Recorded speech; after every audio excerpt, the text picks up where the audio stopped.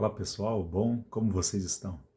Novamente gravando o segundo vídeo, vamos dar sequência no hábito de leitura. É o nosso primeiro hábito de leitura de 1 hora por dia. Não necessariamente você precisa estar vinculado a 1 hora. De repente o seu tempo, ele não lhe proporciona 1 hora por dia. Proporciona 30 minutos, 15. O importante é que você mantenha a disciplina. Voltando com a leitura de ontem, preciso cronometrar. Vou pegar aqui um tablet, um celular, alguma coisa para poder dar seguimento nisso.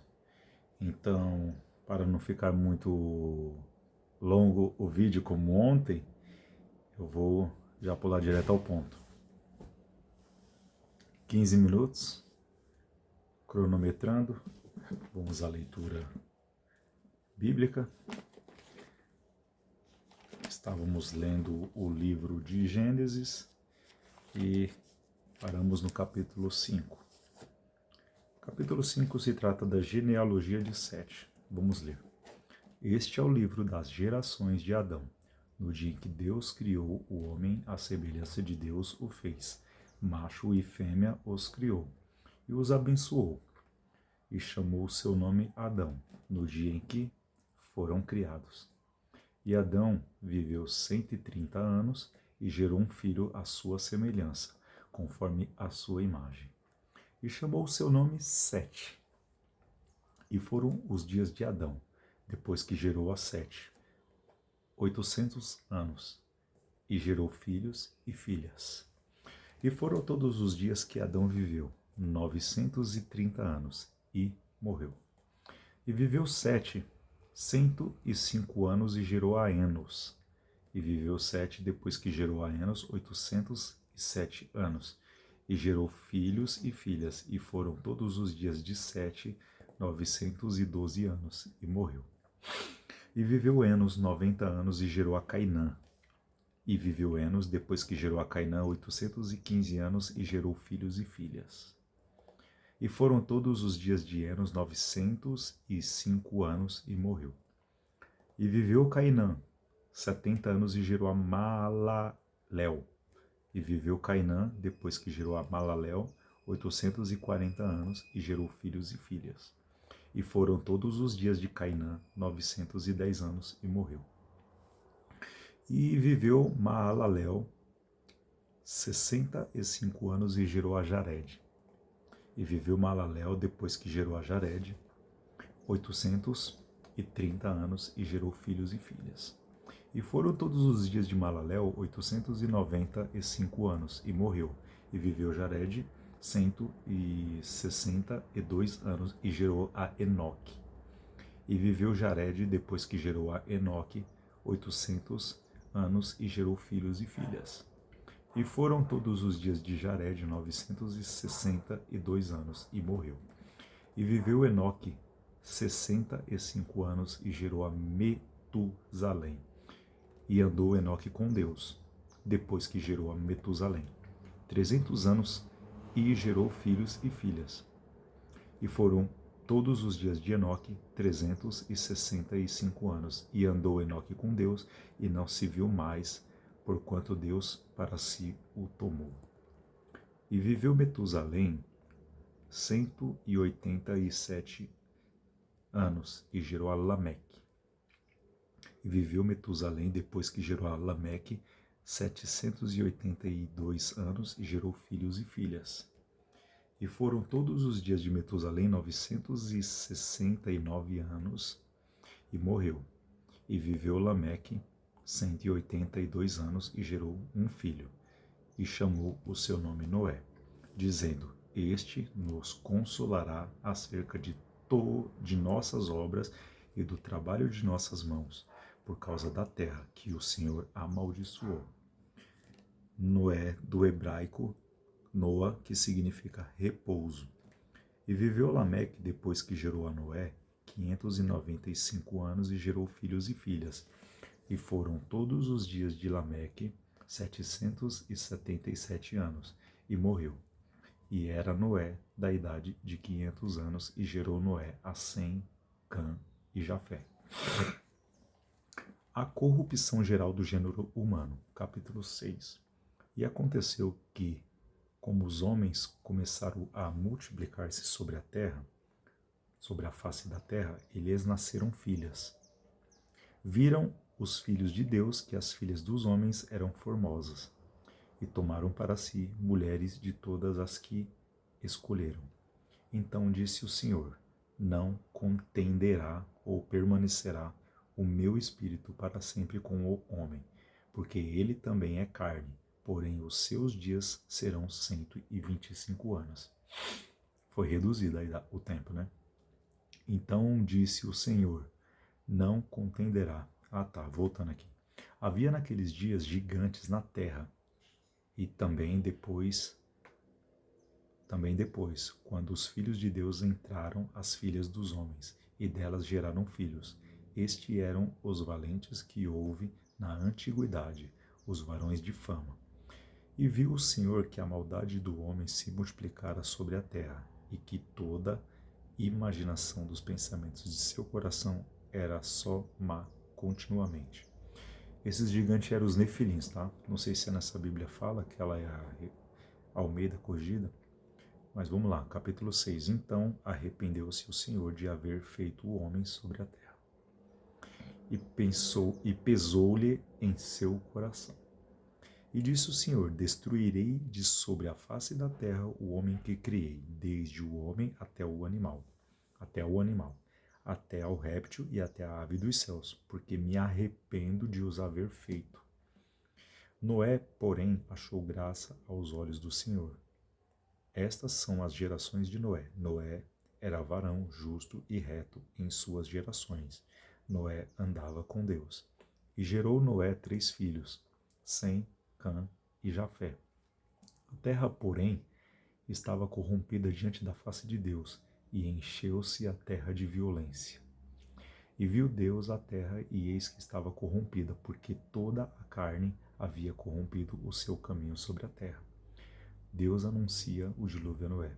Então disse Deus a Noé: o fim de toda a carne é vindo perante a minha face, porque a terra está cheia de violência, e eis que os desfarei com a terra.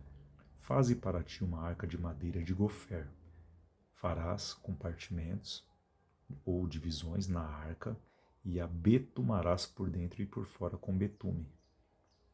E desta maneira farás de 300 côvados o comprimento da arca, e de 50 côvados a sua largura, e de 30 côvados a sua altura.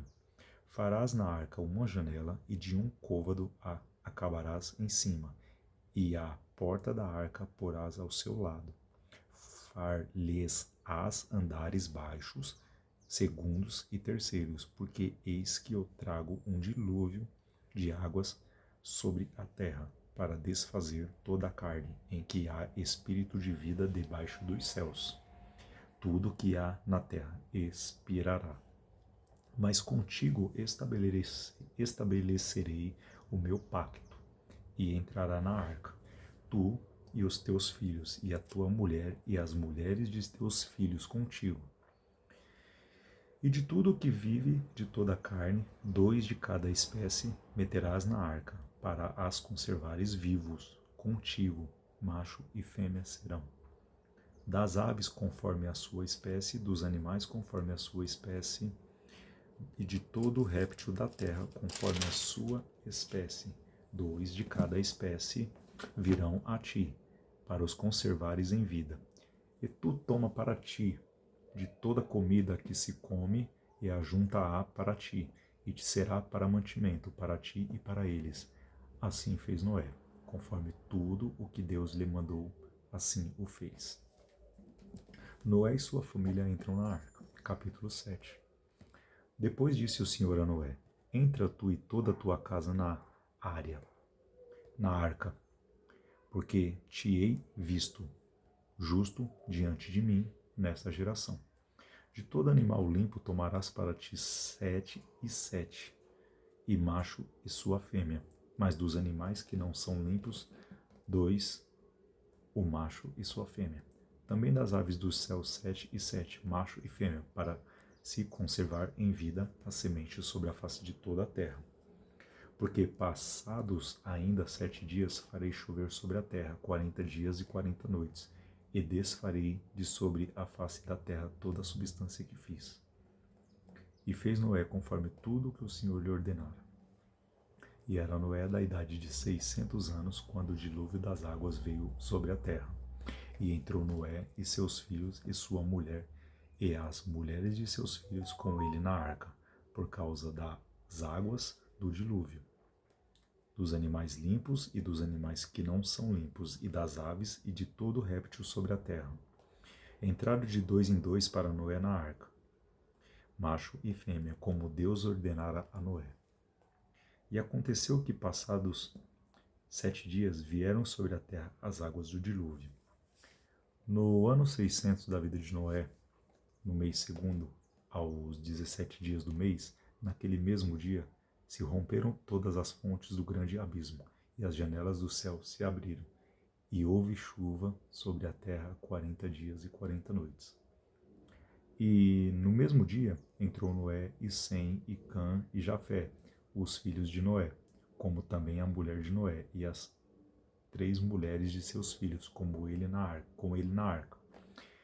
Eles e todo animal conforme a sua espécie, de todo gado conforme a sua espécie, e todo réptil que se roja sobre a terra conforme a sua espécie, e toda ave conforme a sua espécie, todo pássaro de toda qualidade, ou toda sorte de asas.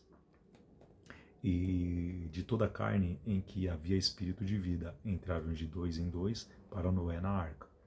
E os que entraram, macho e fêmea de toda a carne entraram, como Deus lhe tinha ordenado, e o Senhor a fechou por fora. O dilúvio. E esteve o dilúvio 40 dias sobre a terra, e cresceram as águas e levantaram a arca, e ela se elevou sobre a terra. E prevaleceram as águas e cresceram grandemente sobre a terra, e a arca andava sobre as águas.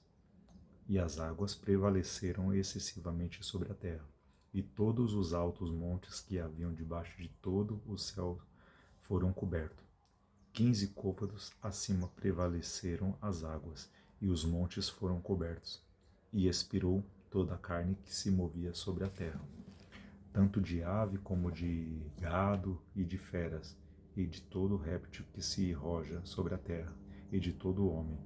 Tudo que tinha fôlego de espírito de vida em seus narizes, tudo que havia no seco, morreu. Assim foi desfeita toda a substância que havia sobre a face da terra, desde o homem até o animal, até o réptil e até as aves dos céus, e foram extintos da terra, e ficou somente Noé e os que com ele estavam na arca, e prevaleceram as águas sobre a terra 150 dias. Bom, vamos parar por aqui, faltam 2 minutos e 35 segundos. Até o capítulo 9, não creio que dê tempo. Mas vamos passar para o próximo livro, tá? Vou marcar aqui, capítulo 8, as águas do dilúvio diminuem, e a gente continua no dia seguinte, ok? Vamos passar para o próximo livro. Se eu não me engano, a gente leu John Maxwell na sequência, depois Heróis da Fé e depois O Monge Executivo, tá? Vamos lá. Onde que eu parei? Parei no capítulo 1, né? Eu li o prólogo, né? Vamos lá. 15 minutos iniciando. Capítulo 1. Esse livro, tá, gente? Quem tá acompanhando os vídeos, né? A Lei do Limite. São 21 leis irrefutáveis, leis da liderança. A Lei do Limite. A capacidade de liderança determina o grau de eficácia da pessoa. Costumo iniciar minhas palestras sobre liderança explicando a lei do limite, porque ela ajuda as pessoas a compreender o valor da liderança. Se você conseguir aplicar essa lei, verá o inacreditável impacto da liderança em todos os aspectos da vida. Então vamos lá. A capacidade de liderança é o limite que determina o grau de eficácia de uma pessoa. Quanto mais baixa a capacidade de liderança de uma pessoa, mais baixo o limite em seu potencial. Quanto maior a capacidade de liderar, maior o seu limite em seu potencial. Por exemplo, se uma liderança vale 8, então sua eficácia não pode ser superior a 7. Se sua liderança é de apenas 4, então sua eficácia não será superior a 3. Sua capacidade de liderança, para o bem ou para o mal, sempre determina sua eficácia e o impacto potencial de sua organização. Contarei uma história que exemplifica a lei do limite. Em 1930, dois jovens irmãos chamados Dick e Maurice, em busca do sonho americano, mudaram-se de New Hampshire para a Califórnia. Eles tinham acabado de concluir o ensino médio e não viam oportunidades no local onde foram criados. Assim, seguiram diretamente para Hollywood, onde acabaram por conseguir emprego em um estúdio de cinema. Após algum tempo, o espírito empreendedor e o interesse na indústria de diversões que os dois demonstraram os levaram a abrir um teatro em Glendale, cidade a 8 quilômetros a nordeste de Hollywood. Mas, apesar de seus esforços, os irmãos não conseguiram tornar o negócio rentável. Nos 4 anos em que dirigiram o teatro, não conseguiram gerar dinheiro regularmente para pagar o aluguel de $100 por mês pedido pelo proprietário. Uma nova oportunidade. A ânsia de sucesso dos irmãos era grande, então continuaram em busca de melhores oportunidades de negócio. Em 1937, eles finalmente descobriram algo que dava certo. Eles abriram um pequeno restaurante drive-in em Pasadena, a leste de Glendale.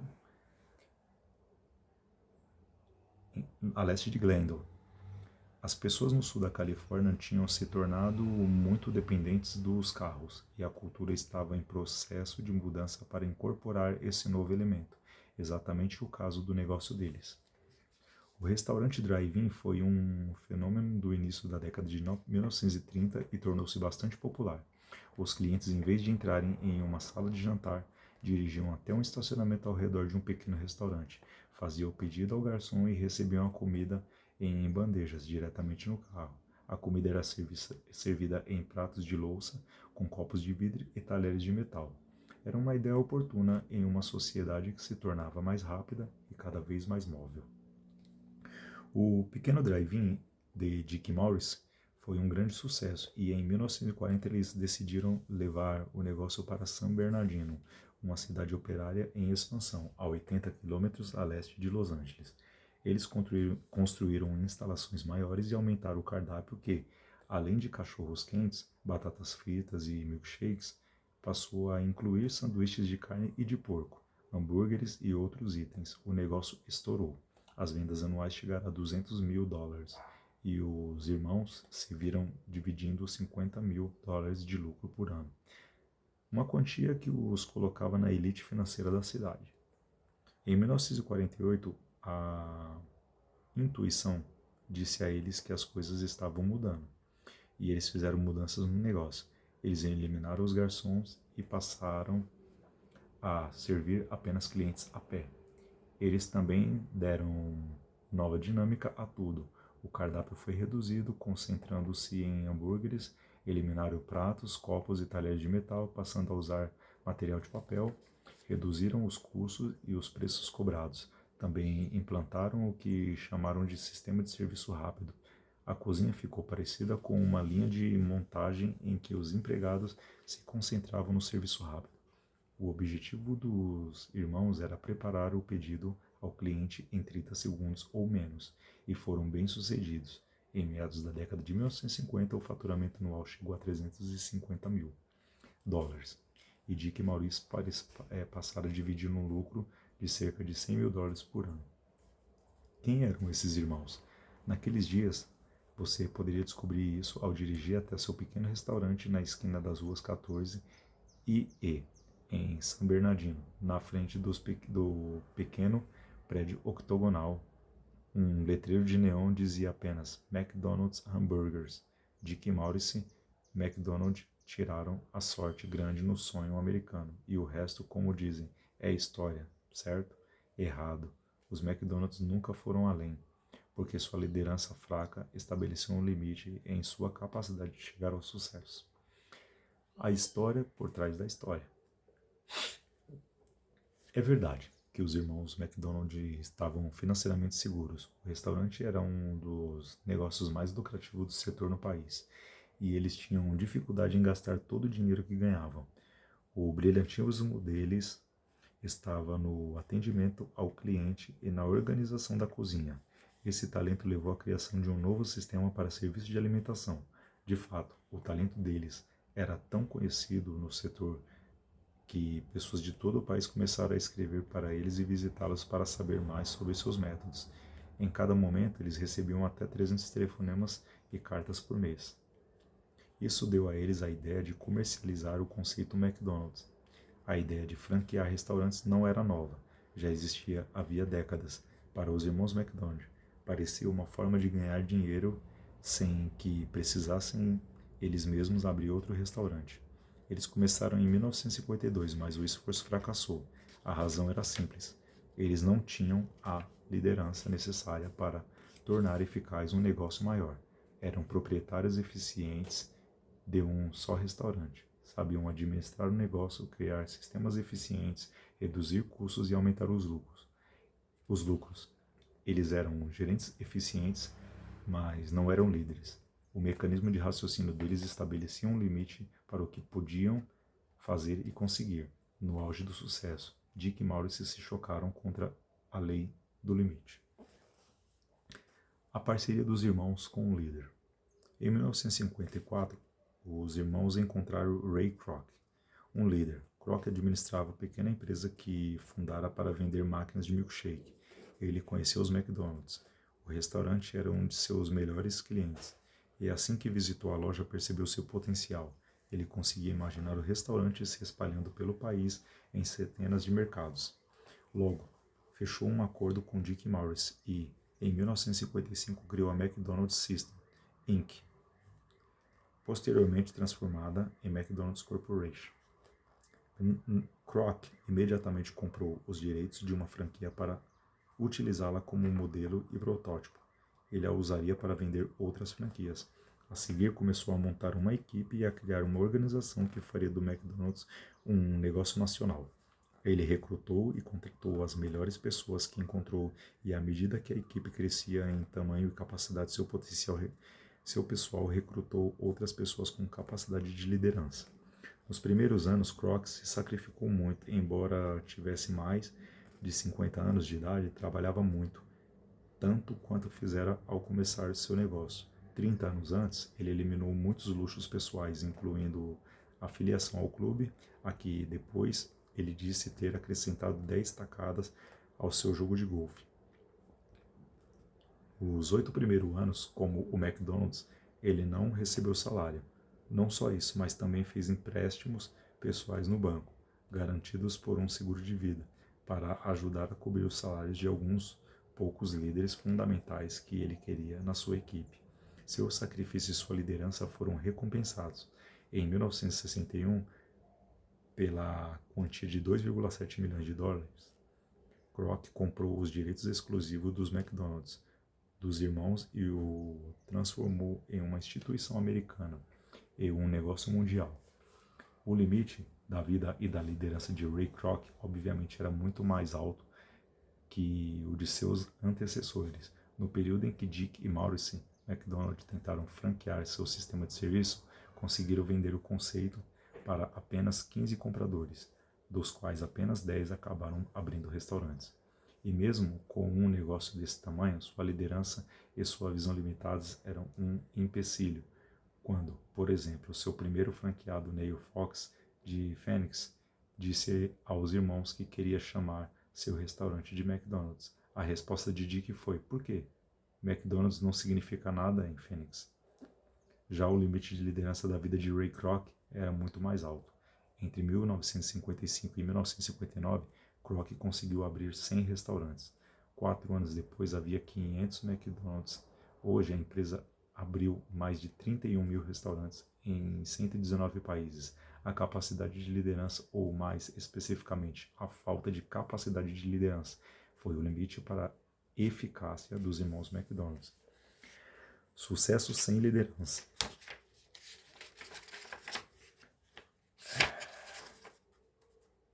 Espera aí só um momento, virar a página aqui, ver se dá tempo, né? Dá sim. Acredito que o sucesso está ao alcance de quase todo mundo, mas também acredito que o sucesso pessoal sem capacidade de liderança tem eficácia limitada. Sem capacidade de liderança, o impacto da pessoa é apenas uma parcela do que poderia ser com uma boa liderança.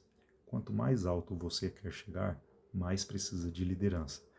Quanto maior o impacto que pretende ter, maior precisa ser sua influência. O que você realiza é determinado por sua capacidade de liderar os outros. Deixa eu ler uma tagzinha que está aqui no canto, né? Está escrito assim, ó, quanto mais alto você quer chegar, mais precisa de liderança. Quanto maior o impacto que pretende ter, maior precisa ser sua influência.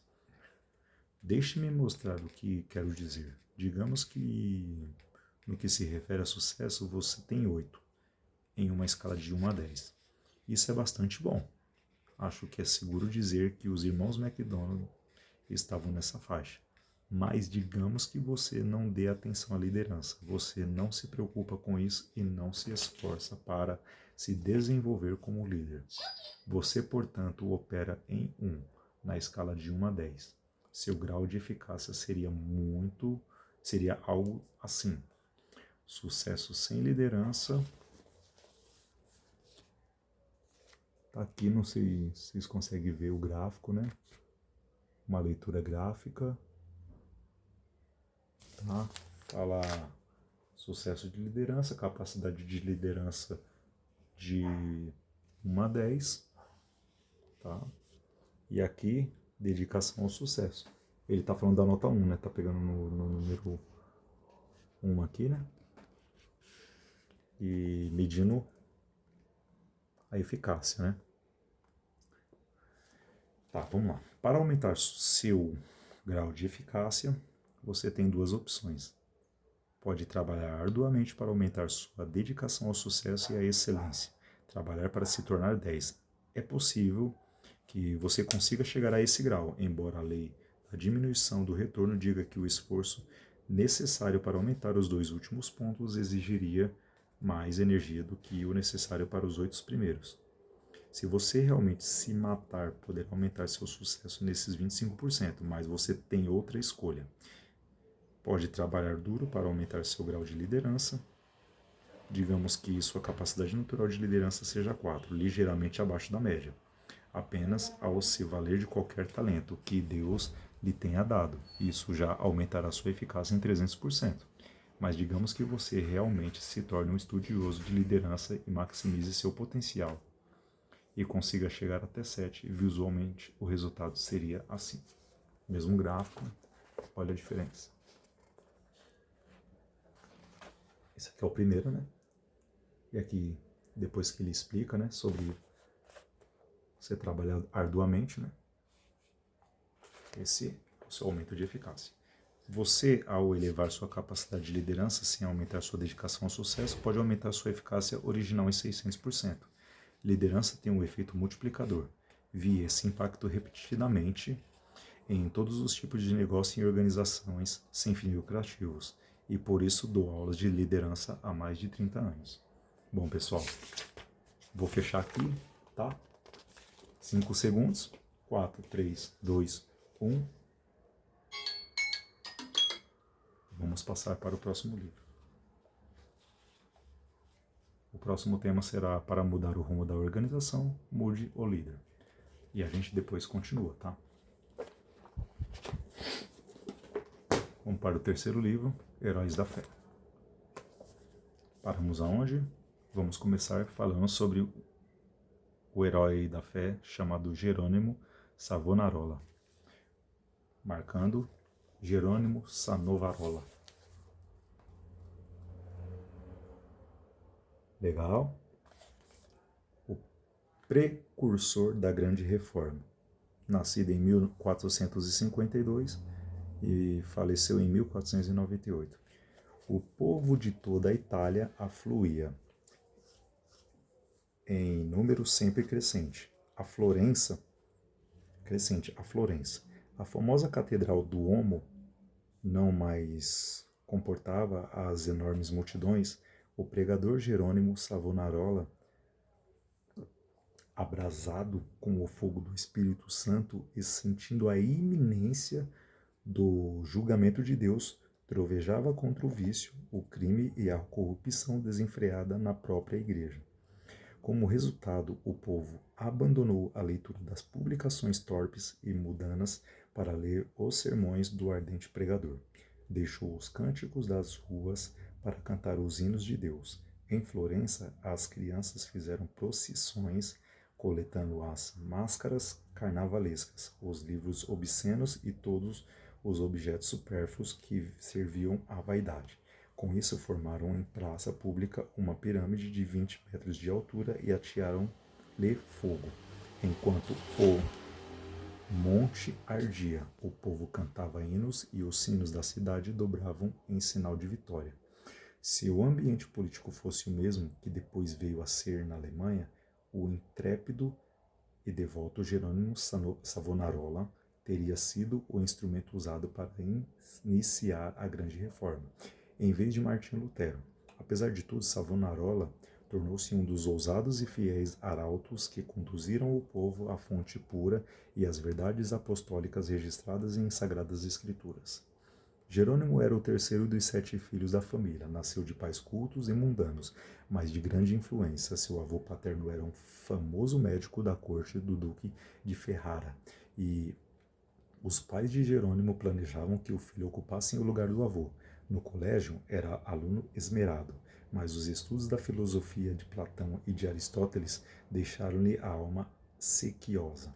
Foram, sem dúvida, os escritos de Tomás de Aquino que mais o influenciaram, a não ser as próprias escrituras, a entregar inteiramente o coração e a vida a Deus. Quando ainda menino, tinha o costume de orar e, ao crescer, o seu ardor em orar e jejuar aumentou. Passava horas seguidas em oração. A decadência da igreja, cheia de toda a qualidade de vício e pecado, e ainda o luxo e a ostentação dos ricos, em contraste com a profunda pobreza dos pobres, magoava-lhe o coração.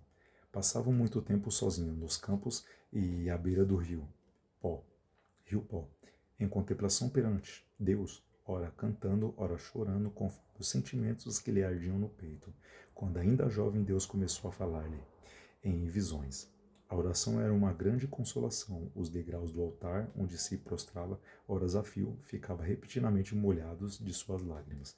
Houve um tempo em que Jerônimo começou a namorar certa moça florentina, mas quando ela mostrou o quanto era desprezível que um membro de sua orgulhosa família Strozzi pudesse se unir a um Savonarola, Jerônimo abandonou para sempre a ideia de casar-se. Voltou a orar com crescente ardor. E, enojado do mundo, desapontado acerca dos seus próprios anelos, sem achar uma pessoa compassiva a quem pudesse pedir conselhos e cansado de presenciar as injustiças e perversidades que o cercavam, coisas que não podia remediar, resolveu abraçar a vida monástica. Ao apresentar-se no convento, não pediu o privilégio de se tornar monge, mas rogou que o aceitassem para fazer os serviços mais vis da cozinha, da horta e do mosteiro. Na vida do claustro, Savonarola passava ainda mais tempo em oração, jejum e contemplação perante Deus. Sobrepujava todos os outros monges em humildade, sinceridade e obediência, sendo apontado para lecionar filosofia, atividade que exerceu até sair do convento. Depois de passar por 7 anos no mosteiro de Bolonha, Jerônimo foi para o convento de São Marcos, em Florença. Grande foi o seu desapontamento ao ver que o povo florentino era tão depravado como os demais lugares. Até então, ainda não reconhecia que somente a fé em Deus salva o pecador. Ao completar 1 ano no convento de São Marcos, foi apontado o instrutor dos noviciados e, por fim, designado pregador do mosteiro. Apesar de ter ao seu dispor uma excelente biblioteca, Savonarola utilizava-se mais e mais da Bíblia como seu livro de instrução. Sentia cada vez mais o terror e a vingança do dia do Senhor, que se aproxima, e às vezes entregava-se a trovejar do púlpito contra a impiedade do povo. Eram tão poucos os que assistiam às suas pregações que Savonarola resolveu dedicar-se inteiramente às instruções dos noviciados. Contudo, como Moisés, não podia escapar à chamada de Deus. Certo dia, ao dirigir-se a uma feira, teve repentinamente uma visão dos céus abertos por onde passava, perante seus olhos todas as calamidades que sobrevirão à igreja. Então lhe pareceu ouvir uma voz do céu ordenando-lhe anunciar aquelas coisas ao povo. Convicto de que a visão era do Senhor, começou novamente a pregar, com voz de trovão, sob a nova unção do Espírito Santo, e sua condenação ao pecado era feita com tanto ímpeto que muitos dos ouvintes, ao fim da prédica, saíam andando atordoados sem falar nas ruas. Era coisa comum, durante seus sermões, homens e mulheres de todas as idades, de todas as classes, romperem em veemente choro. O ardor de Savonarola na oração aumentava dia após dia e sua fé crescia na mesma proporção. Frequentemente, ao orar, caía em êxtase. Certa vez, enquanto sentado no púlpito, sobreveio-lhe uma visão durante a qual ficou imóvel por 5 horas. Nesse período, todos os presentes à igreja contemplaram o rosto do pregador brilhando. Em toda parte onde Savonarola ministrava seus sermões contra o pecado, produziam fruto profundo terror. Os homens mais cultos começaram então a assistir às pregações de Florença. Foi necessário realizar as reuniões na Duomo, onde continuou a pregar durante 8 anos. O povo se levantara à meia-noite e esperava na rua até a hora de abrir a catedral. O corrupto regente de Florença, Lorenzo Medici, experimentou todas as formas de abordagem, a bajulação, as peitas, as ameaças e os rogos, para induzir Savonarola a desistir de pregar contra o pecado, e especialmente contra a perversidade do regente. Por fim, vendo que tudo era debalde, contratou o famoso pregador Frei Mariano para falar sobre Savonarola. Frei Mariano pregou um sermão, mas, pelo fato de o povo não ter prestado atenção à sua eloquência e astúcia, ele não ousou continuar.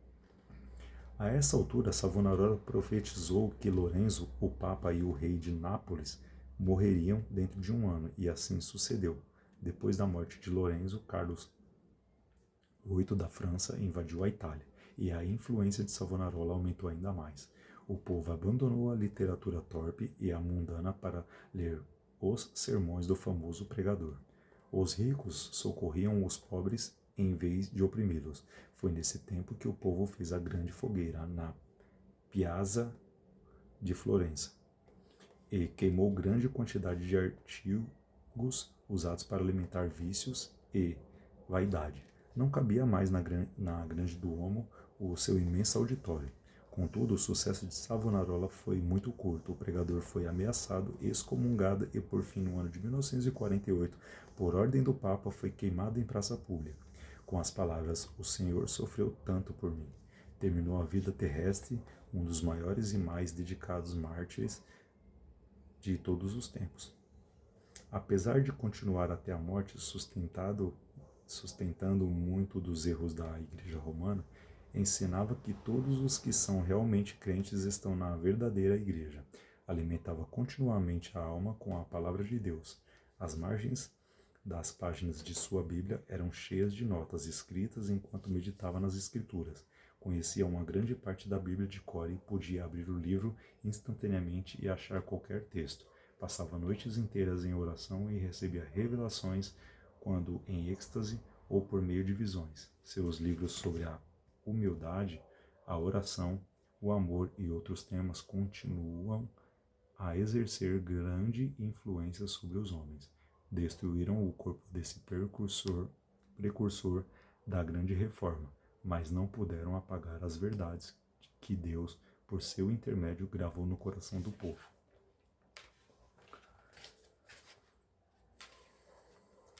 Bom, pessoal, falta 5 minutos, mas Vamos entrar aqui num capítulo imenso, que é o segundo herói da fé deste livro, que se trata de Martinho Lutero. Pelo visto aqui eu vou ter que fazer o quê? Eu vou ter que ler 5 minutos e marcar uma parada aqui para a gente continuar no dia seguinte. Ou a gente... Não creio que dá para ler em 15 minutos não, mas eu vou começar, tá? Martinho Lutero. Você viu lá sobre Savonarola, né? Triste, né? Mas levou o evangelho no coração, pregou, tinha um poder do Espírito Santo carregado com ele, né? Vamos lá, Martinho Lutero, o grande reformador, nascido em 1483 e veio a morrer em 1546. No cárcere, sentenciado pelo Papa a ser queimado vivo, João Hus disse: podem matar o ganso. Em alemão, sua língua natal, Bus é ganso. Mas daqui a 100 anos Deus suscitará um cisne que não poderão queimar. Enquanto caía a neve e o vento frio uivava como fera em redor da casa, nascia esse cisne em Eisleben, Alemanha. No dia seguinte, o recém-nascido era batizado na igreja de São Pedro e São Paulo. Como era dia de São Martinho, recebeu o nome de Martinho Lutero. 102 anos depois de João Hus expirar na fogueira, o cisne afixou na porta da igreja em Wittenberg as suas 95 teses contra as indulgências, ato que gerou a grande reforma. João Hus enganara-se em apenas 2 anos na sua predição. Para dar valor devido à obra de Martinho Lutero, é necessário conhecer algo das trevas e confusão dos tempos em que nasceu. Calcula-se que pelo menos 1 milhão de algibenses, tem uma marcação de algibenses aqui, tá? Foram mortos na França a fim de cumprir a ordem do Papa de que esses hereges fossem cruelmente exterminados. Wycliffe, a estrela da alva da Reforma, traduzir a Bíblia para a língua inglesa. João Hus, discípulo de Wycliffe, morrera na fogueira, na Boêmia, suplicando ao Senhor que perdoasse os seus perseguidores. Jerônimo de Praga, companheiro de Hus e também erudito, sofreram o mesmo suplício cantando hinos nas chamas, até o último suspiro. João Essália, notável pregador de Erfurt, fora preso por ensinar que a salvação é pela graça. Seu frágil corpo fora metido entre ferros, onde morreu 4 anos antes do nascimento de Lutero. Na Itália, 15 anos depois de Lutero nascer, Savonarola, homem dedicado a Deus e fiel, pregador da palavra, foi enforcado e seu corpo reduzido a cinzas, por ordem da Igreja Romana. Em tempos assim, nasceu Martinho Lutero, como muitos dos mais célebres entre os homens. Era de família pobre, dizia ele: sou filho de camponeses, meu pai, meu avô e meu bisavô eram verdadeiros camponeses. A isso acrescentava: há tanta razão para vangloriarmos de nossa ascendência, quanto há para o diabo se orgulhar da sua linhagem angélica. Para vestir, alimentar e educar seus 7 filhos, os pais de Martinho esforçaram-se incansavelmente. O pai trabalhava nas minas de cobre, a mãe, além do serviço doméstico, trazia lenhas às costas da floresta. Os pais não somente se interessavam pelo desenvolvimento físico e intelectual dos filhos, mas também pelo espiritual. Quando Martinho chegou à idade de compreender, seu pai ensinou-o a ajoelhar-se ao lado da sua cama à noite e rogava a Deus que fizesse o menino lembrar-se do nome de seu Criador. Eclesiastes 12.1. Sua mãe era sincera e devota, ensinou seus filhos a considerar todos os monges como homens santos e a sentir todas as transgressões dos regulamentos da igreja como transgressões das leis de Deus. Martinho aprendeu a recitar os 10 mandamentos e a oração do Pai Nosso, a respeitar a santa fé na distante e sagrada Roma, e a olhar tremendo para qualquer osso ou fragmento de roupa que tivesse pertencido a algum santo. A base da sua religião formava-se mais em que Deus é um juiz vingativo. do que um amigo de crianças. Vou parar aqui, tá, pessoal? Mateus 19, 13 a 15. Aí vai falar quando já adulto, Lutero escreveu, blá blá blá. Aí a gente continua no próximo dia, porque são muitas páginas até fechar esse capítulo, tá? Vamos para o último livro de hoje. Damos continuidade no dia seguinte, que é o Monge Executivo, né?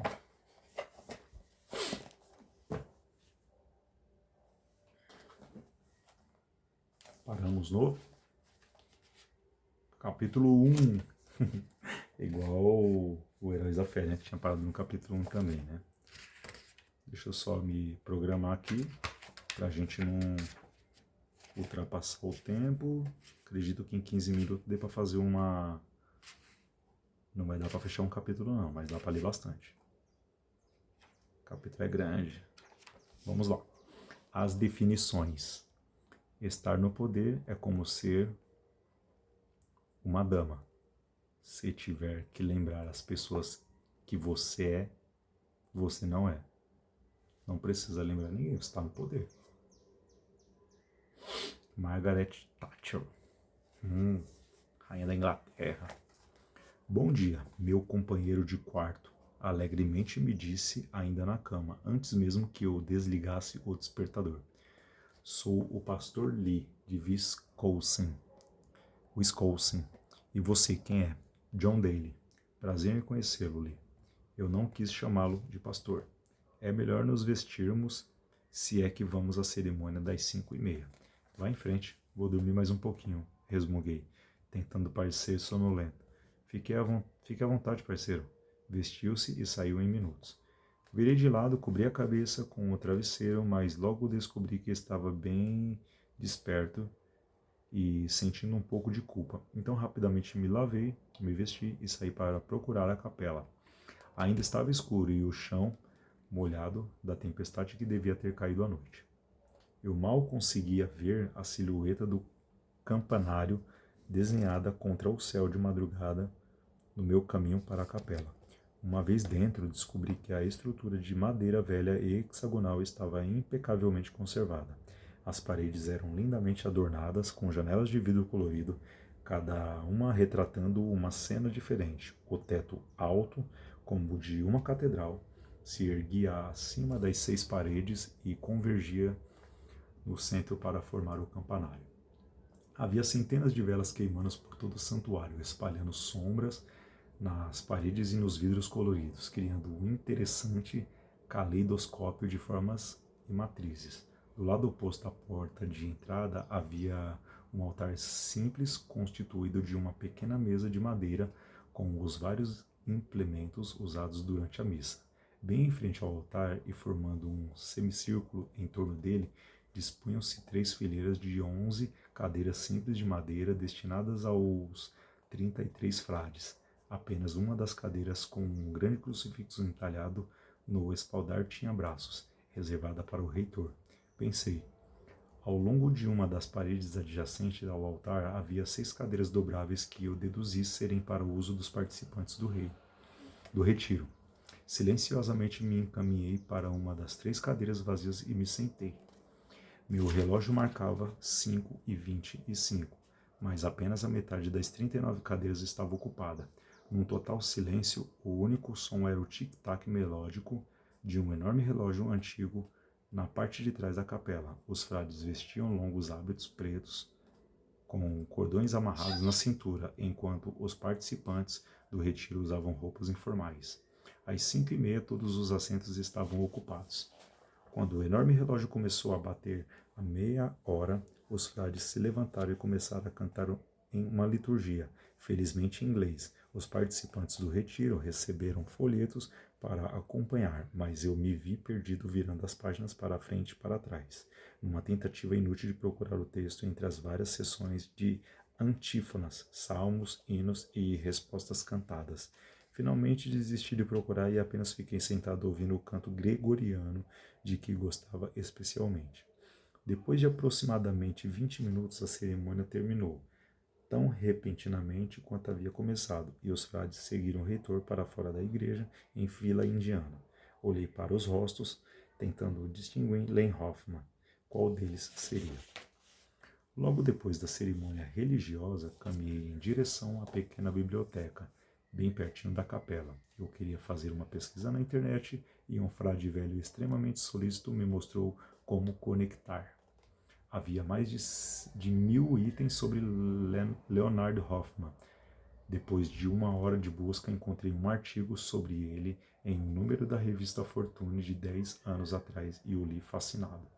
Len Hoffman formara-se em administração de empresas pela Faculdade Lake Forest State em 1941. Pouco depois, os japoneses atacaram Pearl Harbor, tirando a vida de seu melhor amigo de infância, um golpe arrasador que o levou a juntar-se aos milhares de jovens que se alistaram nessa ocasião. Hoffman entrou para a Marinha como oficial comissionado e rapidamente galgou postos até ser promovido a comandante de uma lancha destinada a patrulhar as ilhas Filipinas. Em missão de rotina, mandaram-no prender uma dúzia de japoneses, inclusive 3 oficiais que se haviam rendido, depois de uma luta feroz em sua área de patrulhamento. Hoffman recebera a ordem de mandar os oficiais japoneses e seus homens se despirem para ser algemados, colocados na lancha patrulheira e transportados a um destroyer afastado alguns quilômetros da costa. Apesar da animosidade que pudesse ter em relação aos japoneses que tinham matado seu amigo em Pearl Harbor, Hoffman impediu que os oficiais e seus homens fossem humilhados e permitiu que fossem transportados sob vigilância, mas vestidos com seus uniformes. A desobediência à ordem de seu superior colocou-o em maus lençóis, mas essa situação foi logo superada. O único comentário de Hoffman sobre o evento foi: é importante tratar outros seres humanos exatamente como você gostaria que eles os tratassem. Hoffman foi muito condecorado antes da baixa no final da guerra. O artigo dizia que no mundo dos negócios Hoffman era muito conhecido e respeitado como executivo, e sua habilidade para liderar e motivar pessoas tornou-se lendária nos círculos empresariais. Ficou conhecido como uma pessoa capaz de transformar várias companhias à beira do colapso em negócios de sucesso. Foi autor do best-seller The Great Paradox, To Lead You Must Serve, que traduzido é O Grande Paradoxo: para liderar você deve servir. Um livro simples de 200 páginas que permaneceu entre os 50 mais vendidos no New York Times durante 3 anos e por mais 5 na lista dos 10 mais vendidos do The USA Today. A última realização de Hoffman no mundo dos negócios foi a ressurreição de uma antiga empresa gigante, a Southwest Air. Apesar da renda anual de mais de 5 bilhões de dólares, a má qualidade dos serviços e o baixo moral dos funcionários da Southwest fizeram dela objeto de zombaria na indústria aeronáutica. A companhia tinha tido um prejuízo de $1,5 bilhão de dólares nos 5 anos anteriores à gestão de Hoffman como presidente. Contra todas as expectativas, Hoffman equilibrou as contas da Southwest em apenas 3 anos, investiu na qualidade do serviço e na pontualidade dos voos, tirando a companhia aérea do fundo do poço e levando-a para um sólido segundo lugar do setor. Vários empregados de Hoffman, seus companheiros do exército e nos negócios, assim como alguns amigos, foram entrevistados para o artigo. Vários deles falaram espontaneamente sobre seu amor e afeição por Hoffman. Alguns o viam como um homem profundamente espiritualizado, embora não necessariamente religioso. Outros o consideravam um homem íntegro com traços de caráter altamente evoluídos e não deste mundo. Todos se referiram à sua alegria de viver. O autor da Fortune concluía que Len Hoffman parecia ter descoberto o segredo da vida bem-sucedida, sem acrescentar qual seria. O último artigo que encontrei na internet foi numa Fortune do final dos anos 1980. Ele dizia que, aos 70 e poucos anos e no topo de uma carreira bem-sucedida, Hoffman demitira-se e desaparecera. Um ano antes sua esposa, com quem estivera casado durante 40 anos, tinha morrido repentinamente de um aneurisma cerebral, e muitos acreditavam que este fato provocara sua partida. O artigo concluía dizendo que o desaparecimento de Hoffman era um mistério, mas havia rumores de sua adesão a uma seita secreta ou algo assim. Seus 5 filhos, todos casados e com filhos, não forneciam informações sobre o seu paradeiro, apenas dizendo que ele estava feliz, saudável e queria ficar sozinho. Deixa eu ver, pessoal, se vai dar tempo aqui de partir para um próximo ponto. Tem umas paradinhas aqui, porque senão perde o sentido, né? Temos mais 5 minutos. Vamos lá. Eu pretendo parar por aqui. Faltam 5 minutos. 5 minutos dá para ler bastante coisa, mas não vai dar para parar num contexto legal aqui do livro, tá? Vamos deixar para o próximo dia. Então, pessoal, queria conversar um pouco com vocês.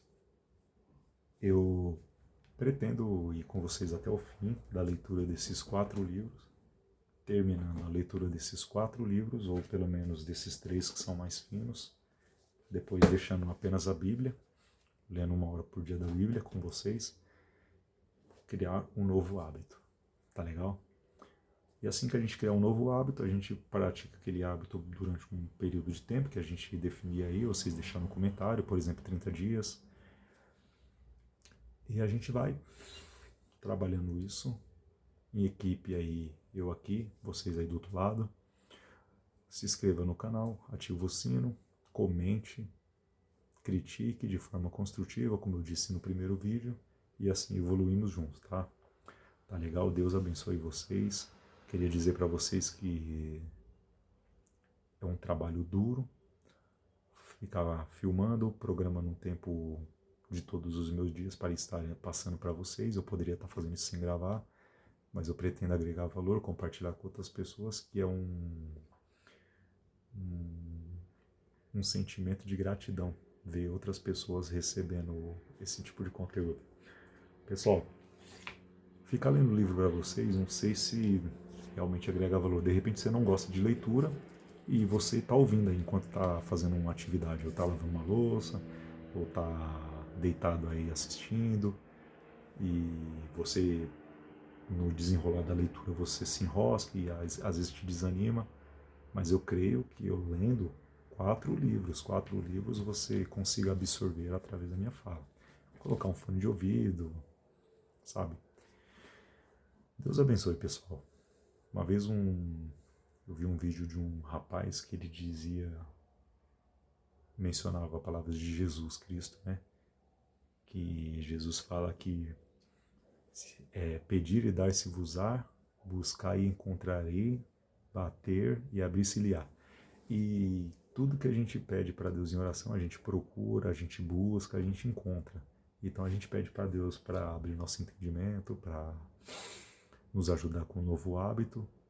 E galera, é isso. Deus abençoe a nós, que abre o nosso entendimento, abre os nossos olhos e a gente venha conseguir evoluir continuamente, começando com o livro, depois com um bom hábito, eliminando essas raízes ruins que existem no nosso coração, estresse, ambiente familiar, deixando responsabilidade para os outros em vez de a gente assumir, né? E eu tenho muito defeito que eu preciso corrigir, eu tomei essa postura também para eu corrigir os meus defeitos. Então assim, peço do fundo do coração que vocês estejam comigo. Como é um começo de canal, estou começando no YouTube, né? De repente eu expando para outras plataformas aí, para outros canais de rede social, um TikTok, um Facebook, um Instagram. Mas por enquanto eu vou ficar só por aqui, tá, pessoal? Que eu acredito que seja o melhor lugar para estar trabalhando esse início. Deus os abençoe, tenha um ótimo sábado e é isso aí. Amém? Tchau, tchau.